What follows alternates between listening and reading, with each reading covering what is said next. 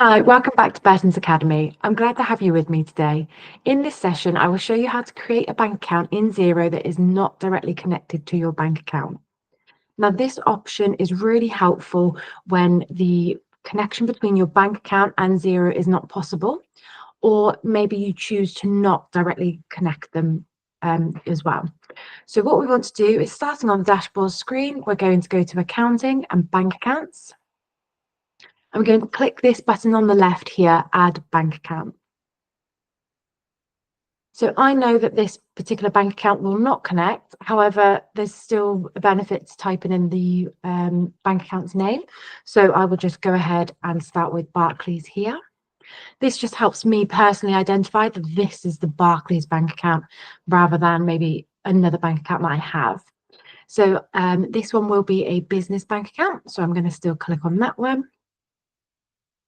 And then when it comes up with this connection requirements and what the access is going to be about, instead of reading through it and clicking the agree and log into bank, what I'm going to do is I'm going to click this skip button. And yep, I don't want to connect my bank account. And again, Xero is just letting me know, are you sure you want to go through with this? By not connecting with your bank, Xero will not be able to automatically import transactions for you. However, you can still manually import transactions or set up this connection later.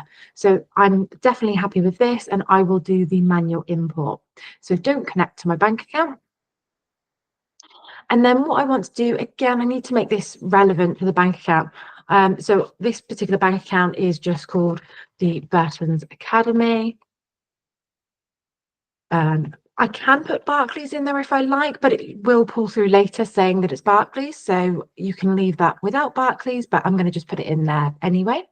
And then the account type, I need to select this. So whether this is an everyday bank account or it's a savings account, credit card or other.